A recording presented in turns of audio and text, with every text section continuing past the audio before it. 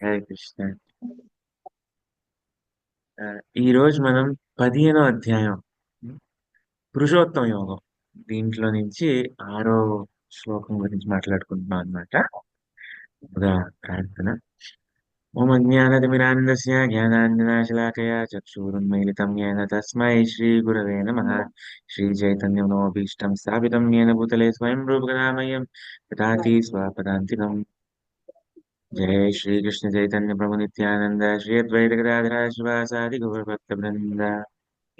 नमो विष्णुपादाय कृष्णप्रेष्ठाय भूतवे श्रीमते भक्ति वेदांत स्वामिन्वित नामिने नमस्ते सारस्वती देवे गौरवाणी प्रचारिणे निर्विशेष शून्यवादी पाश्चात्य देश धारिणे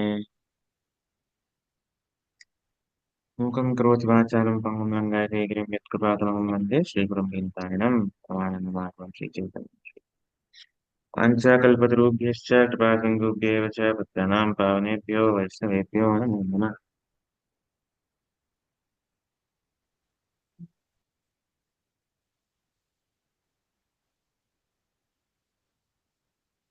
आरो श्लोकम्। न तद्भाषयते सूर्यो न शशाङ्को न पावकः यद् गत्वा न निवर्तन्ते तद्धाम परमं मम। ఈ అనువాదం.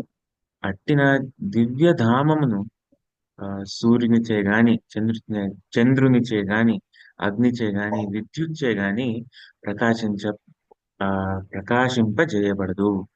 దానిని చేరిన వారు తిరిగి ఈ భౌతిక జగత్తుకు ఎన్నడును తిరిగి రారు. అంటే భగవ ఆ, కృష్ణుడు ఆధ్యాత్మిక లోకం గురించి భగవద్గీతలోనే చెప్తున్నారు. అంటే ఆ, భగవద్గీతలో అంటే కర్మ గురించి, దాని తర్వాత యోగం అంటే ఏంటంటే ఏ, యోగం అంటే ఏంటంటే మన మనస్సును ఆ, ఎలా మనం అంటే మనం ఎలాగ ఒక నియంత్రణలో పెట్టుకోవాలి. నియంత్రణలో ఉన్న మనస్సుని మనం భగవంతుని పైన ఎలాగ మనం అర్పించాలి. అది యోగం యొక్క ఉద్దేశం. ఇలాగా ఆ, అన్ని యోగాల గురించి కొంచెం కొంచెం కొంచెం అన్ని మాట్లాడిన తర్వాత భక్తి యోగం. ఆ, భక్తి యోగమే అన్ని యోగాల కన్నా సర్వోన్నతమైనది అని చెప్పేసి ఇక్కడ నిర్ధారించబడుతుంది అన్నమాట. దాని తర్వాత ఇంకా మనం ఒక జీవి ఒక జీవి నియంత్రణ ఎలా ఉంటుంది అంటే ఆ గుణాలు, త్రిగుణాలు ఉంటాయి. తర్వాత జీవి యొక్క ఈ ఏదైతే ఇంద్రియాలు అన్నీ ఉంటాయి, వాటి ఆకర్షణలు ఉంటాయి. దాని తర్వాత కర్మలు, ఏదైతే కర్మలు చేస్తాడో దాన్ని బట్టి ఆ ఈ త్రిగుణాలని ఆ ఒక జీవి ఆ, పొందుతాడన్నమాట. అంటే వివిధ ఉమ్, ఒక ఉమ్,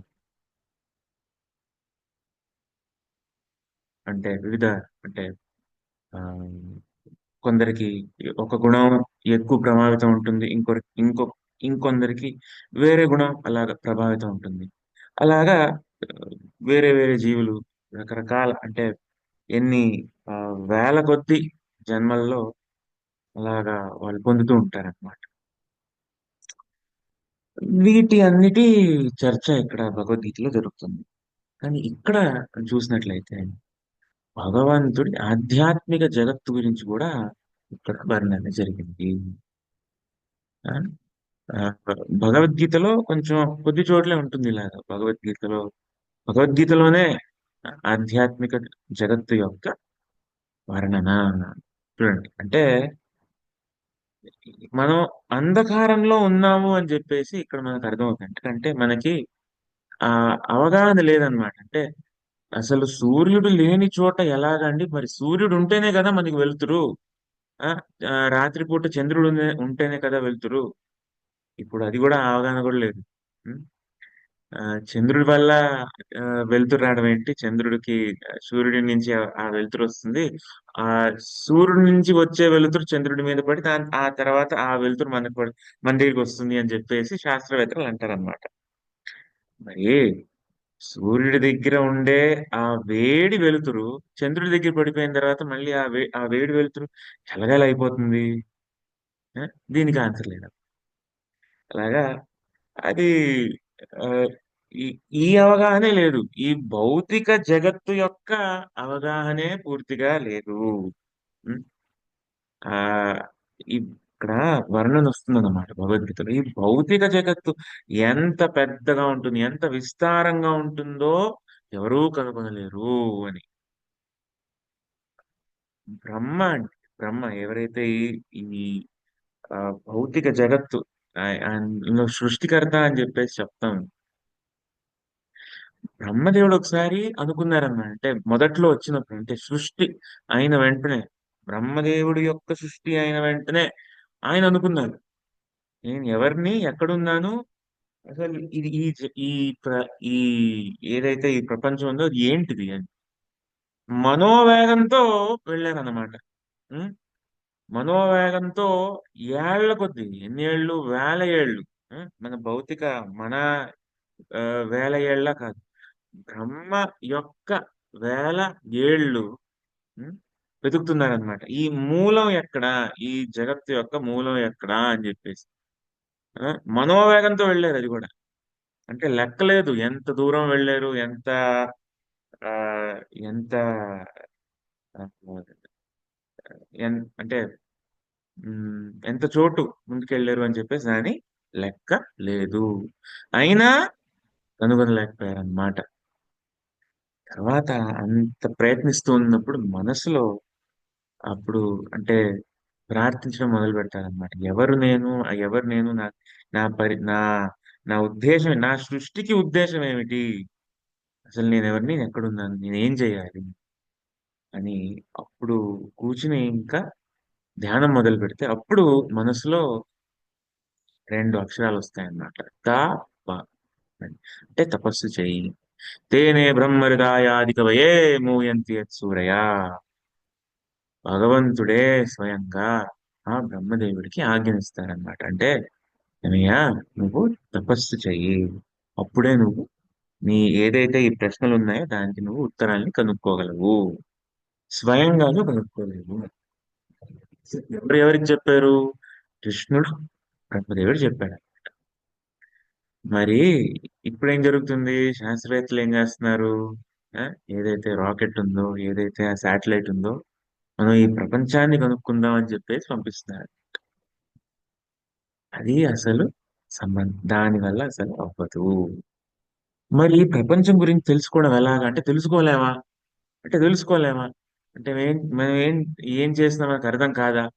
మరి దీనికి మనం ఏం చేయాలి అని చెప్పేసి మనం అనుకుంటే దానికి ఆ ఏదైతే ప్రశ్నకి సమాధానం ఇక్కడ ఉంది. ఈ అధ్యాయంలో మనకి తెలుస్తుంది. ఈ అధ్యాయం మొదట్లోనే చెప్తాను అన్నమాట. చూడయా అర్జున, ఒక పెద్ద అశ్వత్థ వృక్షం ఉంది అని అంటారు. ఆ అశ్వత్థ వృక్షం ఉం, దాని ఆ వేర్లు ఏదైతే ఉంటాయో పైకి వెళ్తాయి, దాని కొమ్మలు ఏదైతే ఉంటాయో కిందకు వస్తాయి, దాని ఆకులు ఏదైతే ఉంటాయో అదే వేద మంత్రాలు. ఆ, కొన్ని ఆకులు కొన్ని ఆ, ఏంటైతే కొన్ని ఆ కొన్ని వేర్లు ఏదైతే ఉంటాయో అది కొంచెం కొంచెం ఆ, కొంచెం పైకి కొంచెం కిందకి వెళ్తుంది. వాటికి పోషణ ఏదైతే ఉందో త్రిగుణాల ద్వారా వస్తాయి. ఆ, చిన్న చిన్న కొమ్మలు ఏదైతే ఉంటాయో అవే మన ఇంద్రియ ఆ, భోగం, అంటే ఇంద్రియాలు అంటే ఆ, కర్మేంద్రియాలు, జ్ఞానేంద్రియాలు, ఏవైతే ఉంటాయో ఆ ఆ దేన్నైతే ఇంద్రియాలతో భోగం చేసుకుందాం అనుకుంటామో ఆ పదార్థాలు. తర్వాత ఈ చెట్టు ఏదైతే ఉందో ఆ ఆ వేర్లు కొన్ని కింద కూడా వెళ్తూ ఉంటాయి, పైకి వెళ్తూ ఉంటాయి, కొన్ని మాత్రం కిందకి వెళ్తూ ఉంటాయి. ఆ ఇవన్నీ ఏంటంటే ఒక ఆ మన ఆ కామ్య కర్మలతో ఎవరికైతే ఆసక్తి ఉంటుందో ఆ, వాళ్ళు ఇక్కడ బంధింపబడి ఉంటారు అని చెప్పేసి చెప్తారా. ఎవ్వరూ ఈ చెట్టుని కనుగొనలేరు. తర్వాత ఏమంటారు? ఆ ఎక్కడ మొదలైంది చెట్టు, ఎక్కడ మొదలైంది, ఈ చెట్టు ఎంత పెద్దది, ఆ అసలు దీని ఎక్కడి నుంచి ఆరంభము, అది ఎవరు కనుగొనలేరు. కానీ దృఢ నిశ్చయంతో ఈ చెట్టుని ఆ ఈ ఏదైతే ఆ ఆసక్తిని వదిలేసి, అంటే ఆసక్తి లేని ఒక ఆయుధంతో తీసుకుని ఈ చెట్టుని మనం కొయ్యాలి, కత్తిరించాలి. ఆ దాని తర్వాత ఎక్కడికి వెళ్తే మనం తిరిగి రామో అటువంటి చోటుని మనం వెతుక్కుని అక్కడికి వెళ్ళి ఆ భగవంతుడు, అంటే అక్కడికి వెళ్ళడానికి భగవంతుడికి మనం శరణు తీసుకోవాలి. ఆ? ఎవరి నుంచి అయితే అన్నీ ఉత్పత్తి అవుతుందో, అన్ని ఏదైతే ఈ ప్రపంచం అంతా ఎక్కడి నుంచి అయితే సృష్టి వస్తుందో, అనాదిరాదిరి గోవింద సర్వకారణ కారణం ఆ భగవంతుడు ఎవరు? ఈశ్వర పరమకృష్ణ సచ్చిదానంద విగ్రహ. ఆయన శరణు తీసుకోవాలి. ఆ ఇంకా ఎలా చేయాలి అంటే ఇది ఎవరైతే అక్కడికి వెళ్ళే అర్హత ఎవరికి ఉంది అని చెప్పేసి చెప్తున్నారు అన్నమాట. అర్హత ఎవరికి ఉంది? ఆ నిర్ మానమోహ జిత సంగదోష అధ్యాత్మ నిత్య వినివృత్త కామ ద్వంద్వేర్ విముక్త సుఖదుగ్ధ సంజ్ఞేర్. అప్పుడు మొత్తానికి గచ్చంతి అమూఢ పదం అవ్యయం తత్. అంటే ఎవరు ఏంటది సాధారణమైన వ్యక్తి ఎవరు అక్కడికి వెళ్ళలేరు. ఆ? ఈ మాన మోహాల నుంచి విముక్తుడవ్వాలి. ఆ? తర్వాత సంఘ దోషం నుంచి కూడా విముక్తుడవ్వాలి. సంఘ దోషం అంటే ఏంటి? అంటే ఆ దేని మనం అంటే సత్సంగం అని ఎందుకంటాం? భగవత్ చర్చ ఎక్కడ జరుగుతుందో అక్కడ మనం సత్సంగం అంటాం, అంటే మంచి సంఘం. భగవత్ చర్చ ఎక్కడైతే లేదో ఆ సంఘాన్నంతా మనం వదిలేయాలి, అంటే దాని నుంచి విముక్తులు అవ్వాలి. ఆ? జిత సంఘ దోష. తర్వాత అధ్యాత్మ నిత్య, అంటే ఆధ్యాత్మికం దాన్ని ఎప్పుడూ మన మనసులో పెట్టుకుంటూ వాడు, అంటే మన దాన్ని మర్చిపోకుండా, అంటే ఎప్పుడు ఎల్లప్పుడూ ఆధ్యాత్మిక ఏదైతే ఈ బోధనలు ఉన్నాయో అవి ఎప్పుడు మన మనసులో ఎప్పుడు ఉండాలి. ఆ, ఆధ్యాత్మ నిత్య, అంటే ఎప్పుడు ఒక్కసారి కూడా దాన్ని మర్చిపోయేవారు కాదనమాట. అంటే ఎ- ఎక్కడికి వెళ్ళాలి అని ఏదైతే మన లక్ష్యం ఉంటుందో, భగవంతుని చేర్చుకోవాలి, ఆ భగవంతుడి ఆ ప్రేమని పొందాలి అని ఏదైతే మన లక్ష్యం ఉందో అది మర్చిపోని వాడు. ఆ, దాని తర్వాత ఏంటి? జిత సంగదోష అధ్యాత్మ నిత్య వినివృత్త కామ. వినివృత్త అంటే ఇంక కామం లేదు. ఆ, కామ్య కర్మల్లో ఇంకేమి ఆసక్తి లేదు. తర్వాత ఏదైతే ఈ ద్వివిధాలు ఉన్నాయో దాని నుంచి విముక్తుడైన వారు. ఆ, ఈ ఆ సుఖం, దుఃఖం అన్ని విముక్తుడైన వాడు. అటువంటి వాడు ఎవరైతే మనం అంటామో గచ్చంతి అమూఢ పదం అవ్యయం తత్. అటువంటి వారు ఏదైతే ఈ ఈ ఆ ఎక్కడికి వెళ్తారో అక్కడి నుంచి తిరిగి రారు అనే ఏదైతే ఈ ఆధ్యాత్మిక లోకం ఉందో అక్కడికి వెళ్తారన్నమాట. మనం అనుకోవచ్చు, మరి అయితే ఈ మనకు సాధ్యమా? ఈ ఈ ఈ జన్మలో సాధ్యమా? అసలు ఎలా అండి ఇంత ఇంత పెద్ద మాట భగవంతుడు చెప్పేశారు. అటువంటి ఇలా ఉంటేనే ఈ ఈ ము- ఈ మనం ఏదైతే ఈ చెట్టు ఉందో, ఆ ఈ ఏదైతే మన కామ్య కర్మల ద్వారా ఏదైతే ఈ చెట్టు ఉందో మనం దాన్ని కోయగలం, అప్పుడే మనం రాగలం అని చెప్పేసి భగవంతుడే అంటున్నారు. మరి ఎలాగా అని చెప్పేసి మనకోవచ్చు. అది మన వల్ల కాదు. కానీ ఏమవుతుందంటే దివ్య జ్ఞాన్ హృదయ్ ప్రకాశితో లాగా గురువు సేవ చేస్తే గురువు గురుముఖ పద్మవాక్య ఏది ఏ వాక్యం గురువు చెప్తారో దాన్ని పాటిస్తే ఉం?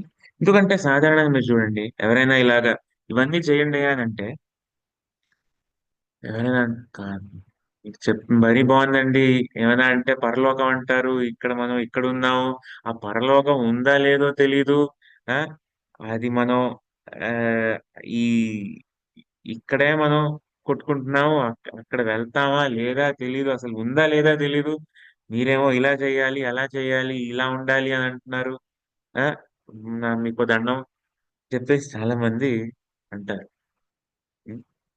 ఎందుకంటే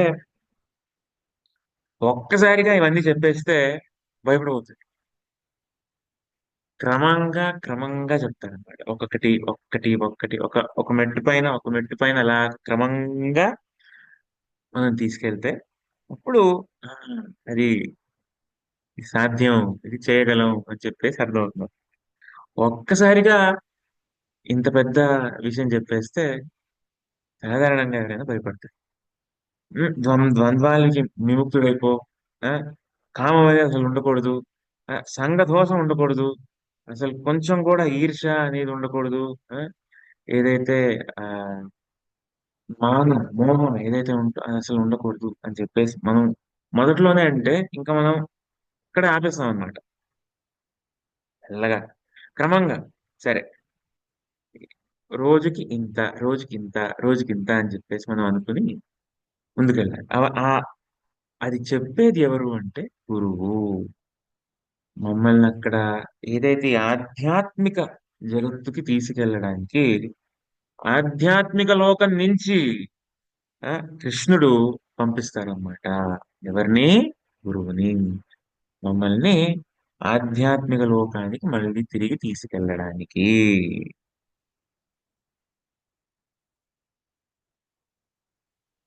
మనం అంధకారంలో ఉన్నాం తమసోమ జ్యోతిర్గమయ అని అంటాం అందుకే ఎందుకంటే గురువు ఎవరేం చేస్తారంటే మనం అంధకారంలో ఉన్న వాళ్ళని మళ్ళీ ఈ ఏదైతే ఈ జ్యోతికి దగ్గరికి తీసుకెళ్తాము జ్యోతి అంటే అదే ఏది బ్రహ్మజ్యోతి ఏదైతే మనం అంటున్నామో ఆధ్యాత్మిక లోకమే బ్రహ్మజ్యోతి ఎక్కడైతే ఆ లోకం నుంచే జ్యోతి బయటికి వస్తుంది ఆ లోకం అంటే ఎలాగైతే మనం సూర్యుడిని చూస్తామో సూర్యుడు ఇక్కడి నుంచి చూస్తే అంటే ఎక్కడి నుంచో ఒక జ్యోతి వస్తుంది అని చెప్పేసి మనం చూడగలం ఇంకా దగ్గరికి వెళ్తే అవును ఇంకా ఏదైతే సూర్యుడు ఉన్నారో గుండ్రంగా ఉన్నాడు అని చెప్పేసి ఇంకా ముందుకెళ్తే లేదు ఇక్కడ జనాలు ఉన్నారు ఇక్కడ ఒక ప్రపంచం ఉంది ఇక్కడ జీవులు ఉన్నారు ఇక్కడ అంటే కేవలం ఒక జ్యోతి కాదు ఇక్కడ జీవం ఉంది ఇక్కడ ఒక ఏమంటాము ఆ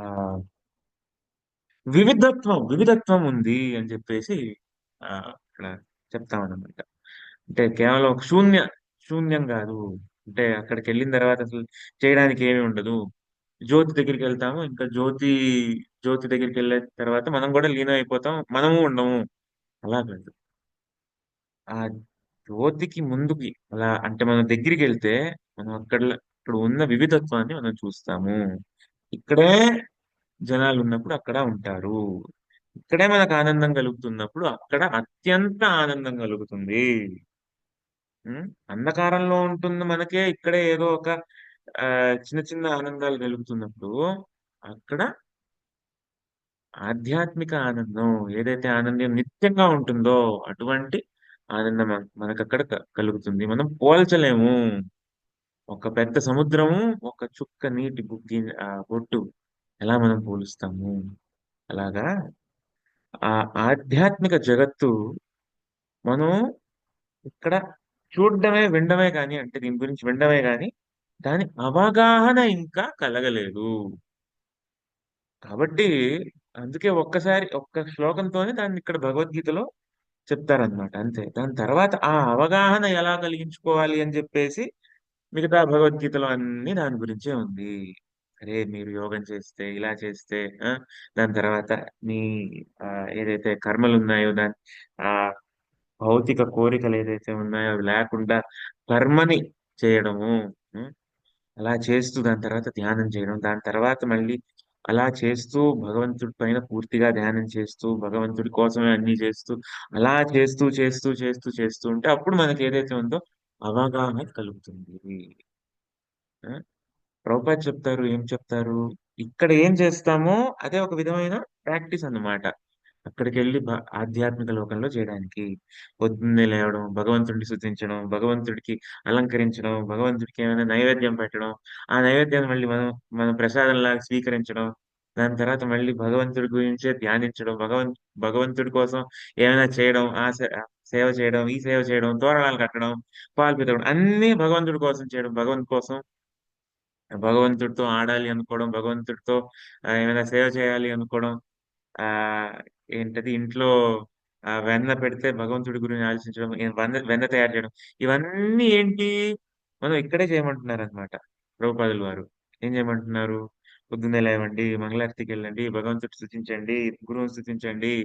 ఆ దాని తర్వాత ఆ భగవంతుడిని ఆ ఆ, ధ్యానం ఎల్లప్పుడూ ధ్యానం చేస్తూ ఉండండి, హరే కృష్ణ మహామంత్రం జపించండి, భగవంతుడితో సాంగత్యం.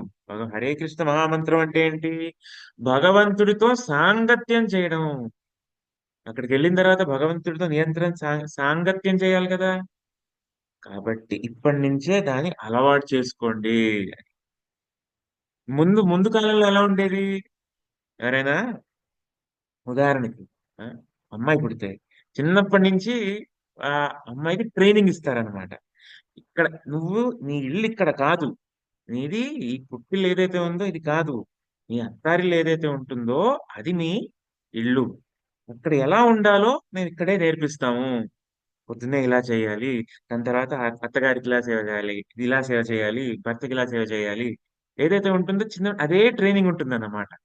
ఆ ట్రైనింగ్ అయిపోయిన తర్వాత ఏంటి? అక్కడికి వెళ్ళి ఆ భర్త ఇంటికి వెళ్ళి సేవ చేస్తూ ఇంకా జీవితం అంతా అక్కడే ఉంటుంది. అదేంటి, అది ఎక్కడి నుంచి వచ్చింది? ఈ ఈ ఏదైతే ఈ ప్రిన్సిపల్ అంటాం, ఏదైతే ఈ అలవాటు ఎక్కడి నుంచి వచ్చిందో ఆధ్యాత్మిక అవగాహన నుంచి వచ్చింది అన్నమాట. ముందు అలాగే ఉండేది. వర్ణాశ్రమం ఏదైతే పాటిస్తారో, తర్వాత ఏదైతే భక్తి భావన చేస్తారో అవన్నీ ఏంటి, ఆధ్యాత్మిక జగత్తుకు వెళ్ళిన తర్వాత అదే చేయబోతున్నాము. అవన్నీ ఇక్కడే మనం అలవాటు చేసుకుని ఇక్కడే మనం ప్రారంభిద్దాము, ఇక్కడే మనం ప్రారంభించేసి ఇక్కడే ఆ సేవనంతా మొదలు పెట్టేద్దాము అని. అలాగా ఏదైతే ఆ పద్ధతులన్నీ ఉండేవో అలా ఉండేవన్నమాట. ప్రతి చోట అలాగే పద్ధతులుండేవి. కాబట్టి మనం క్రమంగా అంటే ముందుగానే చేయలేము. అంటే ఎవరైతే అసలు వంట రాని వాళ్ళో వాళ్ళకి మీరు పంచపక్ష పరమాండాలు ఒక 50 మందికి వండేసేయంటే ఏం చేస్తారు? భయపడిపోయి బాబోయ్! నాకేం రాదు. ఇలాగ స్టవ్ ఒకటి ఆన్ చేయడమే తెలీదు. మరి నేను ఇంతమందికి ఎలా చేస్తాను? ఒక ఏంటది హెర్బల్ టీయో ఏదో హెర్బల్ కాఫీ అది పెట్టడం కూడా తెలీదు. మరి నేను ఎలా చేస్తాను? ఇంత పెద్ద మందికి వంట ఎలా చేస్తాను? అదే విధంగా ఆ! ఎలాగైతే కొత్త కొత్తలో అంటే ఒక పెళ్లి చేసుకోకపోయే ఏదో ఒక అమ్మాయి మనం సాధనలో కొత్త కొత్తగా ఇలాగ ఇప్పుడిప్పుడు ఆహ్, అడుగు పెడుతున్న మనకి అంటే ఒకే విధమైన అంటే ఇది ఉంటుంది. అరే! మనం చేయగలమా? ఇంత పెద్దది మనం చేయగలమా? కానీ మీరు చూస్తున్నారు చేయలేదా? ఆఖరికి అలాగే ఆ ట్రైనింగ్ చేసుకుంటూ ఎవరైతే ఈ కోడలుంటారో వచ్చి చేస్తారు, అన్ని చూసుకుంటారు. హ్మ్. ఇంటిల్లపాదికంతా వండి పెడతారు. తర్వాత పక్కింటికి పెద్ద పెద్ద ఏంటది ఫీస్టు. ఆ! చాలా మంది అలాగా వండుతారు. ఒక ఒక సమయం ఉండేది. ఏంటి స్టవ్ గూడా ఆన్ చేసే ఆన్ చే అంటే ఆన్ చేయడం తెలియకపోయే ఒక సమయం ఉండేది. కానీ పోగా, పోగా, పోగా ఒక సమయం రాలేదు. ఎప్పుడైతే ఇంతమందికి వంట వండేటట్టు, తీసి వండేటట్టు, అదే విధంగా మనం గూడా ఏదైతే ఈ ఇప్పుడు మనం భయపడుతున్నాం కానీ మనం ఏదైతే ఈ పద్ధతి, ఏదైతే ఈ ట్రైనింగు, ఏదైతే అవగాహన అంతా ఉందో, అన్నీ మనం చేస్తూ, చేస్తూ, చేస్తూ మనకి ఒక సమయం వస్తుంది. ఎప్పుడైతే మనం భగవంతుడు ఏదైతే చెప్తున్నారో అక్కడ ఆ స్థాయికి ఎదిగేటట్టు. అది గురువు యొక్క కృప ద్వారా మనం తప్పకుండా కుదురుతుంది. ఎలాగైతే ఒక ఇంట్లో మనం సహాయం చేస్తాం, అదే విధంగా గురువు మనకి సహాయపడతారు. ఆ స్థాయికి మనం ఎలా చేరాలి అని. ఎలా మనం ఈ ఆహ్, ఈ ఆహ్, ఏదైతే ఈ కామం నుంచి మనం బయటికెలా రావాలి? ఎలాగైతే మనం మోహం మానం, మోహాన్ని ఎలా మనం తగ్గించుకోవాలి అని. ఎలా దాని నుంచి విముక్తులవ్వాలి అని చెప్పేసి చెప్తారనమాట. ఇప్పుడు బయటికెళ్ళేసి రోడ్డు మీద నించొని ఎవరికైనా మనం మన ప్రభుపాదులు వారు రాసిన బుక్కుని మనం ఏమైనా వితరణ చేయాలి అనుకుంటూ ఉంటే ఎవరైనా హేళన చేయొచ్చు. అక్కడ అలా మెల్లమెల్లగా మనం ఏదైతే మానం, మోహం అన్నీ తగ్గుతాయి. అలా చేస్తూ. అంటే ప్రాక్టీస్ ఏదైతే మనం అంటే ప్రభుపాదులు వారిచ్చినవి మనం చేయకుండా ఈ ఇవన్నీ మనకి అయిపోతాయి అని జెప్పేసి మనం అనుకోలేము. ఏదైతే చెప్తున్నారో ఇవన్నీ చేయండి అని ఏదైతే చెప్తున్నారో, అంటే పూర్తిగా ఈ మహాప్రభు వారి యొక్క ఏదైతే ఈ ఆందోళన ఉందో, పూర్తిగా మనం పాల్గొంటేనే అప్పుడు మనం ఏదో చేయగలం. కానీ ఏమంటున్నారు, ఇంట్లో మీకు ఆనందం ఉందండి. మీకు ఈ ఈ పెద్ద రూల్స్ అదేమి లేవు. రావచ్చు, గెంతొచ్చు, పాడొచ్చు, చక్కగా ప్రసాదం తినొచ్చు. ఆ! మంచిగా సరదాగా మీరు ఈ భక్తి చేయొచ్చు. ఒంటికాల మీద నించునే అవసరం లేదు. మొత్తం చుట్టూ అగ్ని పెట్టేసుకొని మీరు మధ్యలో ఇలాగా కూర్చునే అవసరం లేదు. లేకపోతే మంచులో ఇలా కూర్చునే అవసరం లేదు. సరదాగా మీరు గెంతుతూ, ఆడుతూ, పాడుతూ చేయొచ్చు అని చెప్పేసి చెప్తారండి. కానీ ఏంటి పూర్తిగా దిగాలి. సగం సగం దిగుతూ ఉంటే మనకవ్వదనమాట. అంటే కనీసం ఈ జన్మలో అయితే కష్టం. ఎక్కడో చోట మనం ఆహ్, ఏదైతే దృఢంగా ఏమంటున్నారు? ఆహ్, అంటే దృఢంగా దృఢ నిశ్చయంతో మనం ముందుకెళ్ళాలి. ఆ దృఢ నిశ్చయంతో మనం ఈ భక్తి అనేది మనం చేయాలి.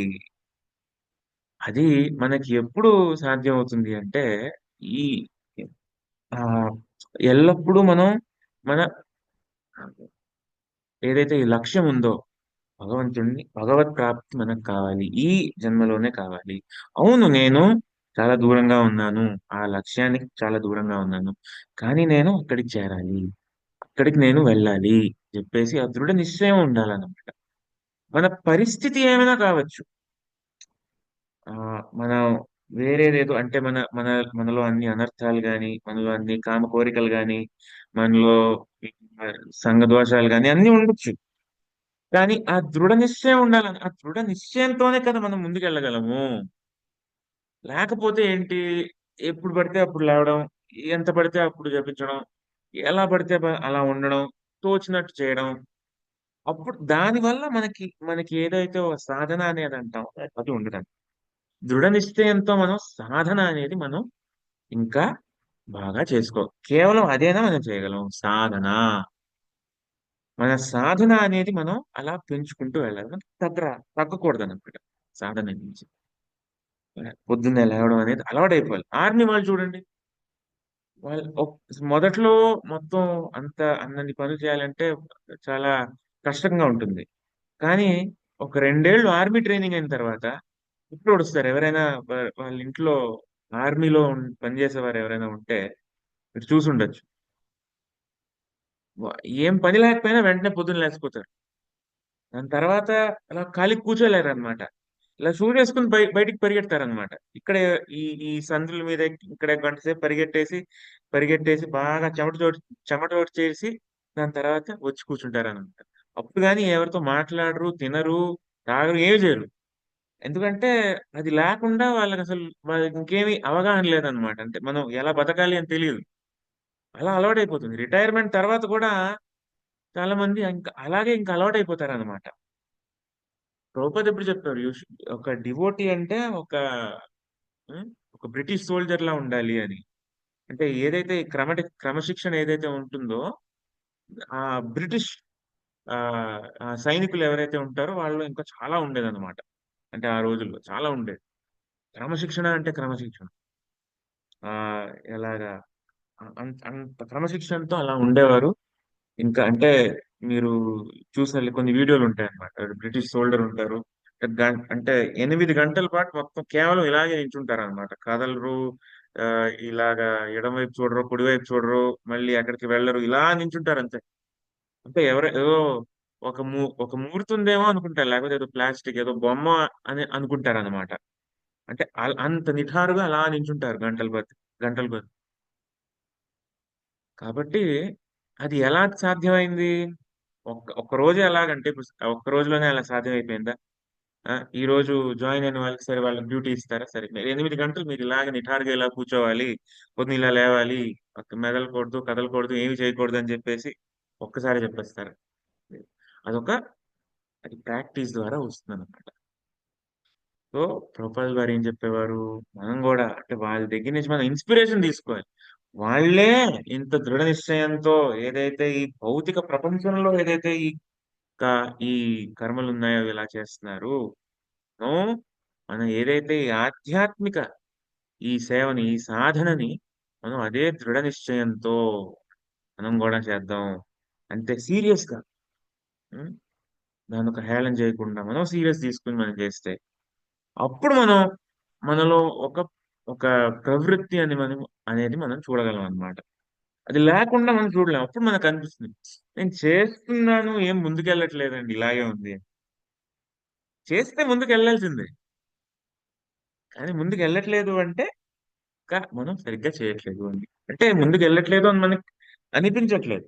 కానీ అంటే ముందుకు వెళ్ళట్లేదు అని మనకి అలాగ అనిపిస్తుంది. కానీ మనం సరిగ్గా చేయకపోయినా ఏదో కొంచెం ముందుగా వెళ్తాం అన్నమాట. ఎంతైనా ఆధ్యాత్మికంలో ఏదో కొంచెం ఇంత చేసినా కూడా మనం ముందుకెళ్తాం తప్పనిసరిగా మనం వెళ్తాం. కానీ ఏంటంటే మనకు తెలీదు. ఇప్పుడు ఇప్పుడు బయట ఓ చెట్టుంది. మనం చెట్టుని చూస్తే మనం చెట్టు పెరుగుతుంది అని చెప్పేసి మనం చెప్పగలమా? ఎలా ఉందో అలాగే ఉంది అని చెప్పగలం. రేపు చూస్తాం. ఇంచుమించు అలాగే ఉంది అనిపిస్తుంది. వారం తర్వాత చూస్తాం. ఏమో ఒక మిల్లీమీటర్ పెరుగుంటే పెరగొచ్చు అని చెప్పేసి అనుకోవచ్చు. అదే చెట్టుని ఒక సంవత్సరం తర్వాత చూస్తే, అదే చెట్టుని ఒక 10 ఏళ్ల తర్వాత చూస్తే పెరిగినట్టు తెలుస్తుంది కదా! యెస్ అదే ప్రభు. విధంగా మనము ఏదైతే ఆధ్యాత్మిక ఏదైతే ఈ సాధనలో ఉంటామో మనకు అనిపించొచ్చు మనం ఏం ముందుకెళ్ళట్లేదు అని. సరిగ్గా పోషణ మనం ఇస్తూ ఉంటే ఆధ్యాత్మిక పోషణ ఏంటది హరే కృష్ణ మహామంత్రం సరిగ్గా జపించడం, అపరాధహీనంగా జపించడానికి ప్రయత్నించడం, ఎలా మనం చేస్తూ ఉంటే పోషణ అనేది దొరుకుతుంది. ఇక్కడ భౌతిక ప్రపంచంలో ఉండడానికి పోషణ ఏంటి? పోషణం ఈ త్రిగుణాలు దేనివల్ల? మన కోరికల వల్ల. ఎందుకంటే ఏదైతే ఈ కోరికలు ఉంటాయో అంటే ఏదైతే ఈ చెట్టు ఉందో ఇది పైకి పెరగట్లేదన్నమాట. కిందకుంది. దాని వేర్లేమో పైకున్నాయి, కొమ్మలేమో కిందకున్నాయి. అటువంటి చెట్టును మనం ఎక్కడ చూస్తాం? నీటి ఒడ్డున. నీటి ఒడ్డున అటువంటి చెట్టుని మనం ఒక ప్రతిబింబంలాగా చూస్తాము. నిజమైన చెట్టు కాదది. అదొక ప్రతిబింబం అంతే. ఒక నిజమైన చెట్టుకి ఒక నీటి మీద ఒక ప్రతిబింబం ఈ చెట్టు. దేని వేర్లయితే పైకెళ్తాయో, కొమ్మలైతే కిందకెళ్తాయో అది నిజమైన చెట్టు యొక్క ప్రతిబింబం. ఆ ప్ర ఏ అది నీటి మీద ఉంటుంది. ఎలాగైతే ఇటువంటి చెట్టు అంటే ఆ చెట్టేంటి? భౌతిక సృష్టి, ఆ భౌతిక ప్రపంచం, ఈ ఈ భౌతిక సంసారం అది చెట్టు. ఆ! ఆ కోరికలేమో కోరికలేమో నీరులాగన్నమాట. నీటిలాగా కోరికలన్నమాట. కోరికల పైన ఈ చెట్టు ఉంటుందన్నమాట. పోషణ ఎక్కడి నుంచొస్తుంది? త్రిగుణాల నుంచొస్తుంది. ఆకులేంటి? వేద మంత్రాలన్నమాట. సో, కాబట్టి ఏమంటున్నారంటే మీరు దృఢ నిశ్చయంతో మీరిలా కోస్తూ ఉంటే అప్పుడు మీరు పైకెళ్ళొచ్చు. మీరు ఆ చెట్టుని అప్పుడే మీరు ఆ చెట్టు యొక్క మూలం మీరు అర్థం చేసుకోగలరు. ఎందుకంటే కిందంతా ఈ భౌతిక జగత్తు, పైనంతా ఆధ్యాత్మిక జగత్తు. మధ్యలో బ్రహ్మన్. అది. అలాగా దీని అర్థమనమాట. అది మనం పైకి ఆ ఆధ్యాత్మిక జగత్తు మనం అర్థం చేసుకోవాలి అంటే, దానికి వెళ్ళాలి అంటే ఈ నీటిలో ఉన్నప్పుడు అంతవరకు అర్థం కాదు. ఆ దానికి అవగాహన ఇంకా రాదు. మనం ఏం చేయాలంటే ఆ ఒడ్డు వైపు వెళ్తూ ఉండాలి. ఎలా వెళ్ళాలి? దృఢ నిశ్చయంతో మనం ఈ చెట్టుని ఆ వేర్లతో సహా మనం కోయడానికి ప్రయత్నించాలి. అప్పుడు మనం వెళ్ళగలము. ఎక్కడికి వెళ్ళగలము? ఎక్కడి నుంచి అయితే మళ్ళీ మనం తిరిగి రామో అక్కడికి వెళ్ళగలము. లేకపోతే ఇక్కడ ఏం చేస్తూ ఉంటాం? ఒక కమ్మ నుంచి ఇంకో కమ్మ.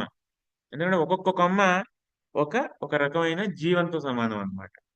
పైన ఉండే కొమ్మలేంటి? కొంచెం పెద్ద అంటే మంచి జీవనం అంటే ఏంటది? గంధర్వులు, కిన్నరులు, దేవతలు అటువంటి జీవనం. కింద ఉండేది కుక్క, నక్క అటువంటి జీవనం అన్నమాట. మనం ఏంటంటే ఇక్కడి నుంచి ఇక్కడ, ఇక్కడి నుంచి ఇక్కడ కొమ్మలు, ఇక్కడి నుంచి ఇక్కడే దింపుతూ ఉంటాం అన్నమాట. అదే మన ఏదైతే ఉందో ఈ ఈ ఆహ్, సంసార చక్రం నుంచి అంటే ఈ జన్మ నుంచి ఇంకో జన్మ ఎలా వెతుకుతూ దేనివల్ల ఎత్తుతాము? మనం ఏదైతే ఈ త్రిగుణాలు ఉన్నాయో దానివల్ల. ఇప్పుడు మనం ఏ ఏ త్రిగుణాలలో ఏది ఎక్కువ ఉంది, ఏది తక్కువ ఉంది దాన్ని బట్టి మనకొక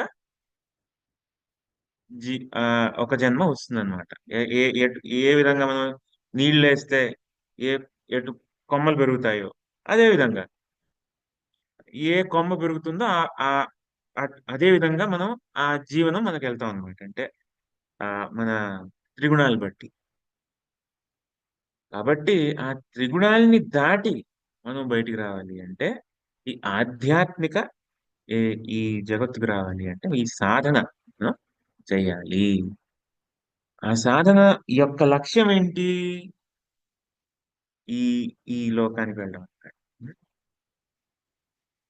నా తద్భాషయతే సూర్యో నా శశాంకో నా పావకః అంటే ఎల్లప్పుడూ జ్యోతిలో ఉండేది. అక్కడ అంధకారం అనేది లేదు. అంటే తమో గుణం అనేది త్రిగుణాలనేవి లేవు. యద్గత్వా నా నివర్తంతే తద్ధామ పరమం మమ. అటువంటి జగత్ ఎక్కడికైతే వెళ్తారో మళ్ళీ తిరిగి రారు అటువంటి జగత్తుకి. ఎందుకంటే ఇక్కడే మనం జన్మ తీసుకుని మళ్ళీ ఇక్కడిక్కడే ఉంటున్నాము. మళ్ళీ అక్కడి నుంచి మనం బయటికి రావట్లేదు. కానీ ఇక్కడ ఏంటంటే ఈ భగవత్ ఈ ఆధ్యాత్మిక జగత్తుకు వెళ్తే మళ్ళీ మనం తిరిగి రాము. మరి కాదండి. కొందరు అంటారు మనం అక్కడి నుంచే ఉన్నాము. అక్కడి నుంచే మనం ఏదో భౌతిక కోరికలు ఉన్నాయి కాబట్టి మనం ఇక్కడికి వచ్చేసాము.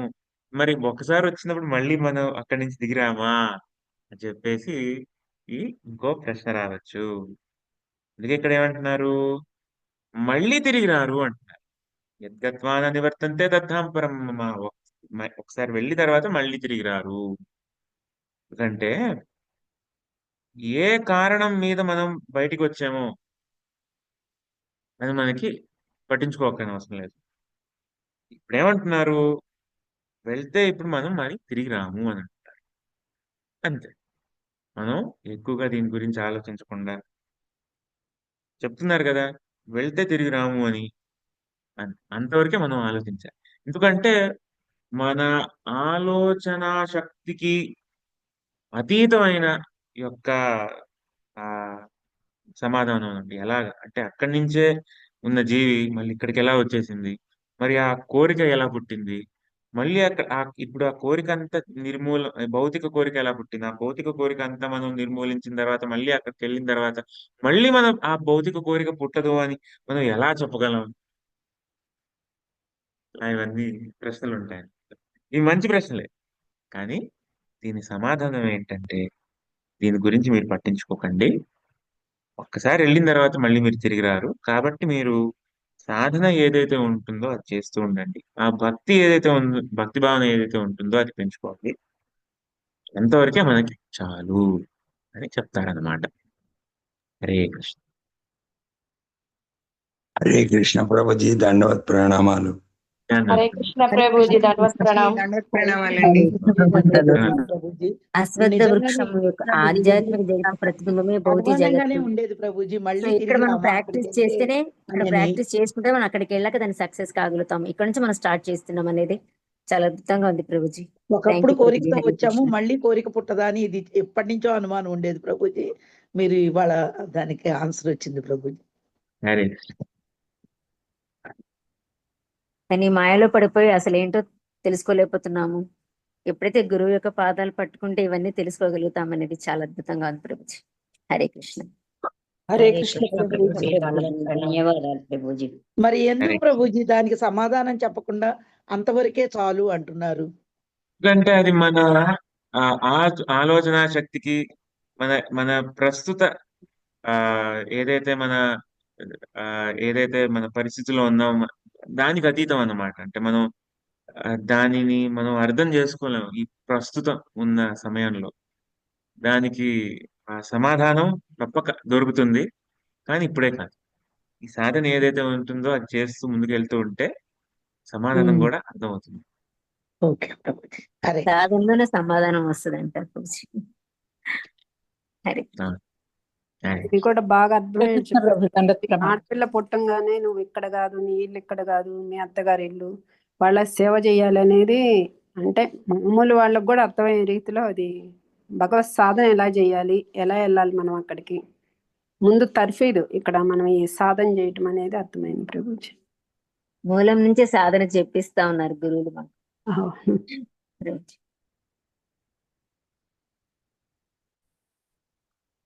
ఏమైనా ప్రశ్నలు ఉన్నాయండి? కృష్ణ అయిపోయింది ప్రభుజీ, అదేనండి మీరు మంచి ఉదాహరణ. మనం ఇక్కడి వాళ్ళం కాదు, స్వామికి చెందిన వాళ్ళం. ఆ సాధనలో మనం స్వామి దగ్గరికి వెళ్ళాలనేది మంచి ఉదాహరణతో ఎక్స్ప్లెయిన్ చేసి చెప్పారు ప్రభుజీ, బాగా అర్థమయ్యేటట్లు. దండవత్ ప్రణామాలండి. హరే కృష్ణ. హరే